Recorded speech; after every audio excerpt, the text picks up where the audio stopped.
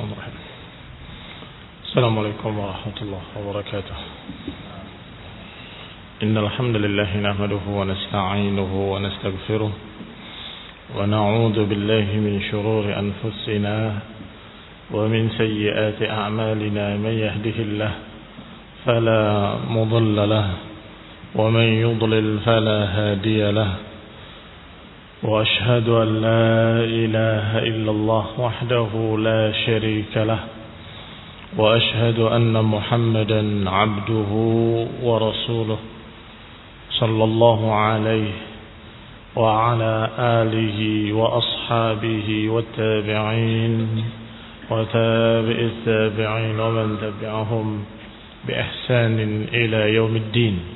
يا أيها الذين آمنوا اتقوا الله حق تقاته ولا تموتن إلا وأنتم مسلمون. يا أيها الناس اتقوا ربكم الذي خلقكم من نفس واحدة وخلق منها زوجها وبث منهما رجالا كثيرا ونساء واتقوا الله الذي تساءلون به والأرحام إن الله كان عليكم رقيبا. يا أيها الذين آمنوا اتقوا الله وقولوا قولا سديدا يصلح لكم أعمالكم ويغفر لكم ذنوبكم ومن يطع الله ورسوله فقد فاز فوزا عظيما.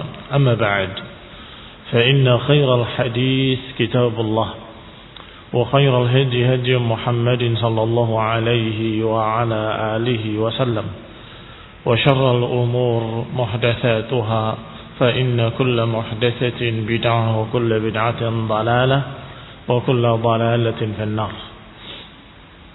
إخواني في الدين أعزكم الله kaum muslimin yang saya hormati. Masih kita pada ayat Allah Subhanahu wa taala, asy-syahrul haram bi syahril haram wal hurumatu qisas. Faman i'tada 'alaikum fa'tadu 'alaihi bimithli ma i'tada 'alaikum wattaqullah wa'lamu annallaha ma'al muttaqin. Bulan haram dengan bulan haram dan hurumat ada qisasnya. Barang siapa yang berbuat jahat pada kalian, maka balaslah dengan kejahatan yang sama, yakni kedzaliman yang sama dengan apa yang mereka perlakukan pada kalian. Wattaqullah, dan bertakwalah kepada Allah. Dan ketahuilah bahwa Allah bersama orang-orang yang takwa. Qala Syekh Sa'di rahimahullah dalam tafsirnya Taisir Al-Karim Ar-Rahman, yaqulu ta'ala, Allah berfirman dengan kalimat syahril haram bi syahril haram, yahtamil an yakuna al-murad bihi ma waqa'a min saddil musyrikin. Ada kemungkinan makna bahwa ayat ini berbicara tentang apa yang terjadi ketika musyrikin menghalangi Nabi sallallahu alaihi wa ala alihi wasallam dan para sahabatnya pada Amul Hudaybiyah,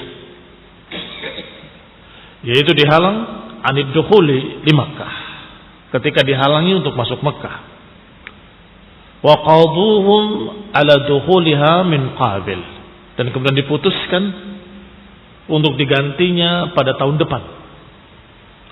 Wa kanatus sad wal qada fi syahril haram, dan ketika dihalangi dan ketika diganti dua-duanya pada bulan haram. Wa huwa Dzulqa'dah, yaitu pada bulan Dzulqa'dah. Fayakunu hadza bihadza, maka yang ini diganti dengan yang itu. Syahrul haram diganti dengan syahrul haram, Dzulqa'dah diganti dengan Dzulqa'dah.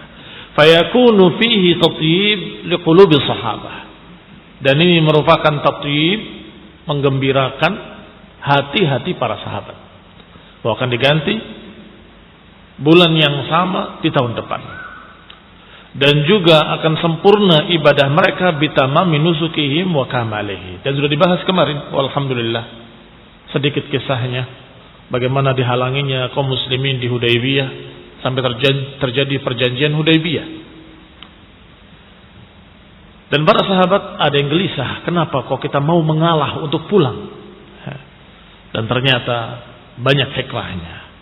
Kalau memaksa pada saat itu, maka niscaya mereka nggak akan beribadah dengan tenang. Padahal mimpi Rasulullah SAW, la tadkhulunnal masjidal harama aminin. Kalian pasti akan masuk Masjidil Haram aminin, dengan aman. Muhalliqina ru'usakum wa muqassirin, dengan menggundul rambut-rambut kalian dan sebagian memotongnya. Ini mimpi Rasulullah SAW. Dan Allah Subhanahu wa taala membenarkan mimpi Nabi sallallahu alaihi wasallam. La tadkhulunnal masjidil haram. Kami telah membenarkan mimpimu wahai Rasul bahwa engkau akan masuk Masjidil Haram aminin. Ini yang perlu dicatat, yang perlu diingat. Aminin, aman. Kalau memaksa masuk tidak aman. Dan itu bukan mimpi Nabi berarti. Itu bukan mimpi Nabi. Mimpi Nabi kalian masuk dalam keadaan aman. Kalau ketika itu memaksa, tidak sesuai, akan terjadi berbagai macam peperangan, pertempuran, dan ketidakamanan. Wa yahtamil, ada kemungkinan lain. An yakunal ma'na, bisa jadi pula makna ayat ini adalah innakum in qataltumuhum fi syahril haram faqad qatalukum fi. Bahwa kalian, kalaupun kalian memerangi mereka di bulan haram ketika itu, maka sesungguhnya mereka pun telah memerangi kalian di bulan haram juga. Wa humul mu'tadun, dan mereka yang melampaui batas, mereka yang melanggar. Kita hanya membalas, kita hanya membela diri. Falaysa 'alaikum fi dzalika haraj, maka tidak mengapa atas kalian berperang pada bulan haram tersebut kalau karena melawan kejahatan mereka. Wa ala hadza fayakunu qawluhu wal hurumatu qisas min bab 'athfil 'am 'alal khas. Kalau begitu, kalau tafsirnya tafsir kedua, berarti kalimat al hurumatu qisas, bahwa hurumat ada qisasnya. Ini berarti bab 'athfil 'am 'alal khas. Dari bab diatafkannya yang umum kepada yang khusus. Ay kullu syai'in yuhtaram min syahril haram aw baladin haram aw ihram aw ma huwa a'ammu min dhalik jami'u ma amara asy-syara' bi ihtiramih faman tajarra 'alayha fa innahu yaqtassu minhu. Maknanya, segala sesuatu yang disucikan, apakah bulan haram, bulan yang disucikan, atau baladin haram, negeri yang disucikan, atau ihram, seorang yang ihram, mereka menjaga dirinya dari sekian banyak perkara. Tidak boleh berburu, tidak boleh mencukur rambutnya, tidak boleh memakai minyak wangi, tidak boleh memakai pakaian kecuali 2 helai, yang disarungkan dan yang diselendangkan. Itu hurumat, semuanya merupakan hurumat. Termasuk hurumat juga yang haram-haram. Berarti wa huwa a'ammu min dzalik, berarti itu lebih umum lagi, segala perkara yang haram. Wa dzalika jami' ma amara syara' bi ihtiramih, yaitu seluruh aturan syariat yang harus disucikan. Ini perintah Allah, ini larangan Allah, itu juga hurumat. Ini perintah-perintah Allah, ini larangan-larangan Allah, itu juga hurumat. Faman tajarra'a 'alaiha, maka siapa yang tajarra', dengan lancang melanggar, fa innahu yaqtassu minhu, maka dia harus diqisas. Wal hurumatu qisas. Pada perkara-perkara yang haram ada qisasnya, ada balasannya. Faman qatala fi syahril haram qutil. Siapa yang berperang, memerangi muslimin di bulan haram, maka mereka diperangi.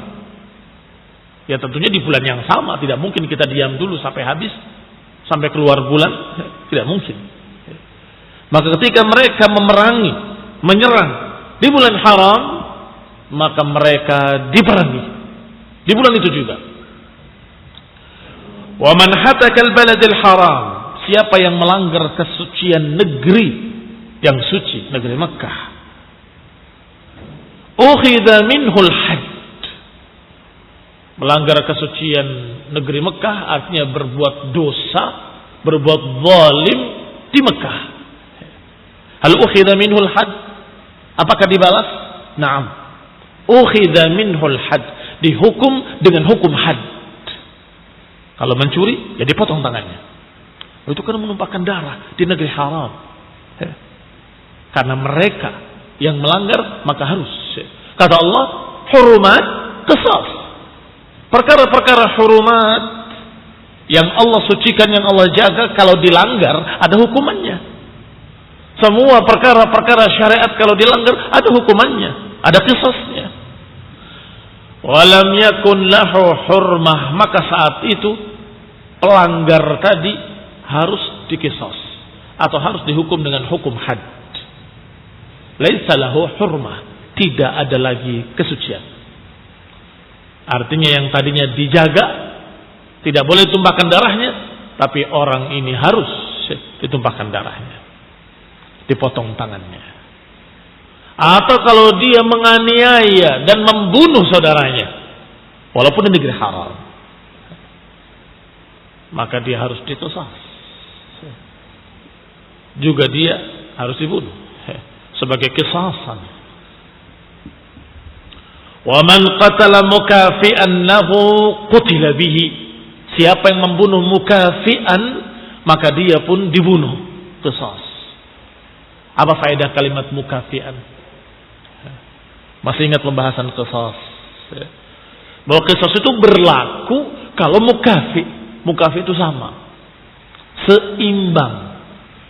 Kalau antara budak dengan tuannya, tuan dengan budak akan berbeda. Mengapa? Karena nilainya budak tidak sama dengan nilainya orang merdeka. Sehingga hukumnya separuhnya. Kalau seorang membunuh budak hamba sahaya, maka dia dituntut dengan denda diat separuh dari diatnya orang merdeka. Yang harusnya 100 ekor unta, maka dia disuruh membayar denda dengan 50 ekor unta. Demikian pula beberapa ulama berbicara tentang perkara-perkara yang lain selain itu, yang tidak mukafi, berbeda. Tetapi kalau membunuh mukafi'an lahu, yang seimbang nilainya dengan dia, maka harus diqisas. Pembunuh harus dibunuh. Wa man jarahahu aw qata'a 'udwan minhu uqtassa minhu. Siapa yang melukai saudaranya, siapa yang memotong anggota badan saudaranya, maka dia pun harus diqisas. Memotong kakinya, maka dipotong kakinya. Memotong tangannya, maka dipotong tangannya. Melukai, harus dilukai. Illa an ya'fu, kecuali kalau dia memaafkan dan meminta tebusan saja, maka diperbolehkan. Wa man akhadha mala ghairihi al-muhtaram ukhidha minhu badaluhu. Siapa yang mengambil dari orang lain hartanya, harta yang muhtaram, yang terjaga seharusnya, maka juga dihukum, harus dirampas hartanya, dikembalikan. Walakin hal li sahibil haqqi an ya'khudha min malihi biqadri haqqihi am la? Namun apakah pemilik hak tadi boleh mengambil harta orang yang merampasnya sesuai dengan haknya atau tidak? Khilafun bainal ulama, ada perselisihan di kalangan para ulama. Ar-rajih min dzalik annahu in kana sababul haqqi zahiran kadhaif idza lam yuqirruhu ghayruhu waz-zawjah wal qarib idza imtana' min tajib alaihi Atau man tajib alaihi nafaqah min al-infaqi alaihi fa innahu yajuz akhdhuhu min malih. Pembahasannya orang yang merampas harta orang lain, maka harus dihukum juga. Pencuri, perampok. Pertanyaannya bagaimana kalau orang itu memiliki hak pada dia? Bolehkah merampas? Ini permasalahan khilaf. Saya punya harta pada dia. Dia hutang kepada saya sekian juta. Sudah saya tagih sekian kali nggak dibayar. Maka tiba-tiba dia datang merampas hartanya. Yajuz am la yajuz? Atau seorang istri yang tidak diberi nafkah oleh suaminya, bolehkah mencuri dari suaminya? Ini mengingatkan kita pada kisah Hindun binti Utbah radhiyallahu taala anha. Ketika dia bertanya pada Rasulullah SAW, bagaimana kalau suamiku bakhil? Bolehkah aku mengambil sekadar uang belanja, mencuri dari suamiku? Dijawab, boleh bil ma'ruf. Boleh, tapi dengan sewajarnya. Jangan berlebihan. Maka di sini juga dikatakan oleh Syekh Sa'di rahimahullah, warrajih, yang rajih adalah boleh. In kana sababul haqqi zahiran. Boleh kalau sebab haknya jelas. Sebab dia memiliki hak pada orang tersebut jelas. Kalau tidak jelas, setiap orang akan mengaku punya hak pada orang lain. Saya punya hak pada dia, rampas barangnya. Saya punya hak pada dia, rampas motornya. Saya punya hak pada dia, rampas ininya, rampas itunya. Akan kacau dunia. Maka yang boleh adalah kalau dia memiliki hak dan haknya jelas ada pada dia. Apa hak-hak yang jelas? Disebutkan di sini, hak yang jelas adalah kadhaifi, seperti tamu memiliki hak untuk diberi jamuan oleh tuan rumah. Itu ma'ruf. Itu ma'ruf. Maka boleh dia mengambil makanannya. Boleh. Ya makanan sesuai dengan haknya tamu. Dia kelaparan, bertamu, assalamualaikum, nggak diberi apa-apa. Dia berhak. Wa zaujah, istri kepada suaminya. Istri memiliki hak atas suaminya. Wal qarib idzam tana'a man tajib alaihi al-infaq. Demikian pula kerabat yang seharusnya dia diberi nafkah oleh seseorang tetapi tidak diberinya. Artinya ada satu keluarga besar dan ada penanggung jawabnya. Penanggung jawabnya ini walinya. Maka dia boleh mengambilnya tanpa izin. Dia harusnya diberi ma'isyah, kehidupan. Dia anaknya, dia ponakannya dalam keadaan hidup di rumahnya. Dia tanggung jawabnya orang ini, tapi nggak diurus. Maka boleh mengambil haknya. Itu juga hak yang jelas. Fa innahu yajuzu akhdhuhu min malih, dengan catatan yang diucapkan oleh Rasulullah sallallahu alaihi wa ala alihi wasallam, yaitu bil ma'ruf. Dengan ma'ruf, dengan baik, dengan sewajarnya. Wa in kana sababu khafiyan, tetapi kalau penyebabnya samar, fama kaman jahada daina ghairihi, termasuk yang dianggap samar adalah hutang piutang. Mengapa dianggap samar? Seringkali dia merasa punya piutang pada orang lain, sedangkan orang yang berhutangnya merasa saya sudah bayar. Maka penonton tidak tahu. Saya sebut penonton artinya orang ketiga, nggak ada yang tahu. Ada urusan apa dua orang ini? Tiba-tiba datang ke tokonya merampas barang-barangnya. Itu suatu kejahatan. Dan semua orang yang hadir melihat orang ini berbuat jahat, berbuat zalim, merampas harta orang lain. Oh, dia punya utang sama kami. Kami nggak pernah dengar, kami nggak pernah tahu, polisi nggak pernah dengar, polisi nggak pernah tahu, bahkan nggak ada catatan, nggak ada hitam di atas putih, nggak ada bukti-bukti. kalau diterima pengakuan seseorang tanpa bukti, maka niscaya masing-masing akan mengaku barang orang lain, masing-masing akan mengaku darah orang lain. Kalau diterima semua pengakuan. Walakin kata Nabi, al-bayyinatu lil mudda'i wal yaminu 'ala man ankar. Kalau saja setiap pengakuan itu diterima, niscaya masing-masing akan mengaku harta orang lain dan akan mengaku darah orang lain. Mengaku harta orang lain, tiba-tiba dia mengatakan ini mobil saya. Atau mengaku darah orang lain, ini orang pembunuh saudara saya. Bahaya sekali. Tidak bisa diterima pengakuan-pengakuan illa bibayyinatin, kecuali dengan bukti. Walakin al-bayyinatu lil mudda'i, penuduh harus membawa bukti. Wal yaminu 'ala man ankar, dan sumpah bagi yang mengingkar. Kalau sudah ada bukti, tidak dibutuhkan sumpah. Ini anehnya di masa sekarang. Dalam keadaan ini bukti-buktinya jelas, tapi saya sudah bersumpah saya nggak mengerjakan. Wallahi, watallahi, wabillahi. Yang nyuruh kamu sumpah siapa? Bukti sudah jelas. Kami nggak nyuruh sumpah. Dikiranya akan dibela dan tidak mungkin akan disalahkan kalau bersumpah. Bukti dulu kata Nabi. Bayyinatul lil mudda'i. Kecuali kalau ternyata bukti-buktinya tidak ada, ya sudah. Kamu nggak memiliki kekuatan apa-apa. Satu-satunya kita tanya pada orang ini, apakah kamu benar pernah mengambil barang dia? Dia menyatakan wallahi tidak. Selesai. Selamat dia. Maka ikhwan fillah azakumullah, kalau ada seseorang yang wallahi dalam keadaan bukti sudah ada, hakim di pengadilan hanya senyum. Oh iya. Karena kami nggak memerlukan sumpahmu.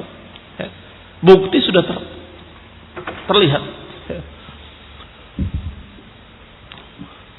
Maka dikatakan oleh Rasulullah SAW bahwa kalau diterima semua pengakuan, niscaya orang masing-masing akan mengaku barang orang lain, akan mengaku darah orang lain. Walakin al-bayyinatu lil mudda'i wal yaminu 'ala man ankar. Berarti masalah yang seperti itu masalah khafi, masalah samar. Tidak boleh merampas sendiri. Dudukkan dulu di pengadilan. Kecuali anak terhadap orang tuanya, kecuali istri terhadap suaminya. Kalau terlantarkan atau tidak diberi maisah, maka dia boleh mengambilnya tanpa izin, secukupnya, sewajarnya. Demikian pula tamu, karena tamu berhak 3 hari. Tentunya tidak yang muluk-muluk, sesuai dengan yang dimakan oleh tuan rumah. Qala, dikatakan, kaman jahada daina ghairihi aw khanahu fi waji'ah. Kasus-kasus yang tidak jelas adalah seperti orang yang mengaku punya piutang pada orang lain, atau mengaku orang atau saudaranya berkhianat, dia pernah menitip barangnya kemudian hilang.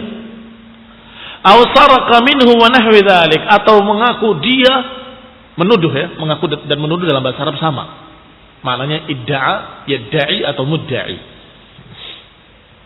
Atau dia menuduh saudaranya mencuri, dia pernah nyuri dari saya. Oh, itu enggak sembarangan, buktikan dulu depan pengadilan. Apa betul? Apa betul demikian? Kalau enggak ada bukti enggak bisa. Fa innahu la yajuzu lahu an ya'khudha min mali muqabalatan lahu.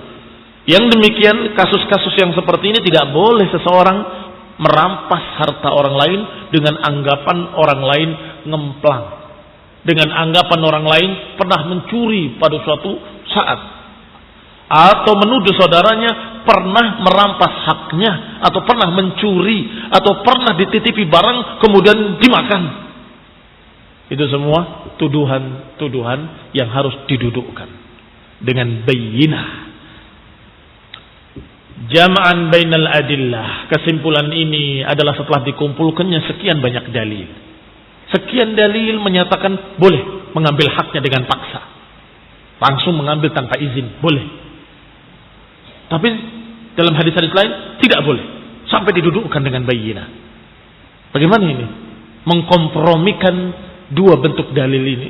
Dalil yang ini banyak, dalil yang itu juga banyak. Maka kata Syekh Sa'di rahimahullah bahwa setelah dikompromikan jam'an bainal adillah, setelah dikumpulkan sekian banyak dalil, kesimpulannya bahwa kalau harta atau haknya dia pada orang tadi jelas, seperti anak pada bapaknya, haknya istri pada suaminya, maka silahkan mengambil tanpa izin bil ma'ruf. Tetapi kalau yang tidak jelas, seperti pada orang lain,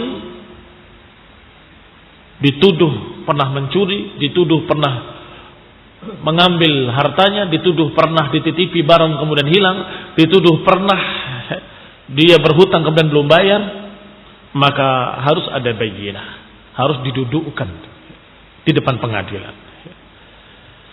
Ta'kidan wa taqwiyatan lima taqaddam. Dan ini sebagai penegasan, sebagai penguat dari apa yang sudah disebutkan tadi, yaitu al-hurumatu qisas, ditambahkan oleh Allah kejelasan dan ketegasan. Faman i'tada 'alaikum fa'tadu. Siapa yang berbuat melampaui batas pada kalian, maka harus dihukum dengan sama. Ya, ini kejahatan, keboliman. Siapa yang berbuat jahat pada kalian, maksudnya menzalimi dan merampas hak. Kalau memukul dipukul, kalau merampas harus diambil kembali, kalau dia melukai harus dilukai. Qisas. Maka ditambahkan oleh Allah, i'tada 'alaikum, siapa yang i'tada 'alaikum fa'tadu, maka balaslah dengan i'tida yang setimbang. Bimisli ma'tada 'alaikum, sesuai dengan apa yang mereka lakukan pada kalian. Jangan berlebihan, sesuai, seimbang dengan apa yang mereka perlakukan pada kalian. Enggak ada kaidah pembalasan lebih kejam daripada permulaan. Itu tidak ada kaidah itu dalam Islam. Iya kan? Beberapa anak-anak muda menyatakan, ingat, pembalasan lebih dahsyat, lebih kejam daripada permulaan. Artinya kalau dia memukul 1 kali, kami akan balas 10 kali. Tidak demikian. Qisas dalam Islam tidak demikian. Tetapi Allah katakan bimisli, seperti, setimbang, sama dengan apa yang mereka perlakukan, tidak berlebih. Maka dikatakan oleh Allah Subhanahu wa taala pada ayat yang sebelumnya kemarin, wala ta'tadu, jangan melampaui batas, jangan berlebih-lebihan. Hadza tafsir li sifatil muqassah. Ini adalah tafsir dari sifat qisas, sifat pembalasan. Sifat pembalasan itu yang seimbang, tidak berlebih. Dilukai dengan yang seimbang. Dipotong tangannya seimbang. Sampai pergelangan, sampai siku. Tidak lebih. Wa annahiyal mumatsalah fi muqabalatil mu'tadi. Inilah mumatsalah dalam membalas kejahatan orang lain. Dalam membalas kejahatan orang lain. Dan tentunya perkara-perkara seperti ini diputuskan oleh hakim di pengadilan. Pengadilan syariat tentunya. Pengadilan Islam. Walamma kanatin nufus fil ghalib la taqif ala haddiha idza rakhasa laha fil muqabalah li talabiha at-tashaffi amara ta'ala biluzumi taqwahu. Dan karena biasanya jiwa ini tidak puas kalau membalas fil ghalib secara umum, la taqif ala haddiha, biasanya tidak mau berhenti pada batasan yang sudah digariskan. Biasanya yang namanya nafsu, jiwa pengennya puas. Ini saya belum puas, cuma mukul 1 kali, kurang ajar, saya diam, tidak salah, tiba-tiba dilukai, saya akan balas dengan sekian kali lipat. Itu nafsu amarah. Innan nafsa la ammaratun bisu. Yang namanya nafsu selalu memerintahkan pada kejelekan, pada sesuatu yang berlebihan, melampaui batas, ekstrim, jahat. Itu nafsu seperti itu. Pengennya memuaskan dirinya. Kalau sampai melihat orang yang dia benci terkapar, baru dia puas. Dan karena nafsu seperti itu, maka diingatkan oleh Allah Subhanahu wa taala. Wattaqullah, bertakwalah pada Allah. Ingat, takutlah kepada Allah, hati-hati, jangan melampaui batas. Takutlah pada Allah, takutlah pada Allah. Masalahnya, barakallahu fikum, kalau takutnya kepada Allah, walaupun dia orang yang kuat badannya, kuat hartanya, kuat kedudukannya di suatu negara, tetap tidak akan melakukan hal yang berlebihan melampaui batas. Kenapa? Karena takutnya pada Allah SWT. Tapi kalau takutnya pada manusia, ketika dia memiliki kekuatan, memiliki anak buah, maka dia akan berani berbuat lebih kejam. Atau kalau takutnya hanya masalah dunia, maka kalau dia banyak hartanya, dia tidak peduli. Walaupun saya rugi dunianya, walaupun saya didenda sekian, tidak apa-apa. Yang penting saya puas. Tetapi Allah katakan, wattaqullah, takutlah kepada Allah. Walaupun kamu kaya, bisa membayar sekian banyak hakim, walaupun kamu kaya, bisa membayar orang-orang preman-preman centeng pasar untuk membalas dendam, takutlah pada Allah. Jangan lupa, Allah melihat kamu dan akan menghisab yaumul qiyamah dan akan menghukum yaumul qiyamah. Maka Allah ingatkan dengan dirinya, wattaqullah, bertakwalah kepada Allah Subhanahu wa taala. Amara ta'ala biluzumi taqwahu, diperintahkan untuk bertakwa, allati hiya alwuquf 'inda hududih, yang diantara makna takwa adalah berhenti pada batas-batas yang sudah digariskan. Tilka hududullah fala ta'taduha, itu batas-batas Allah, jangan melampaui batas, jangan dilanggar. Wa adamu tajawuziha, jangan dilanggar. Wa akhbara ta'ala, dan dikhabarkan oleh Allah Subhanahu wa taala bahwa dirinya bersama orang-orang yang takwa. Wa'lamu annallaha ma'al muttaqin, ketahuilah bahwa Allah bersama orang-orang yang takwa. Di sini ma'iyah bermakna ma'iyah dalam pembelaan. Allah di pihak orang yang takwa, membela mereka, membantu mereka. Wan nasr, menolong mereka.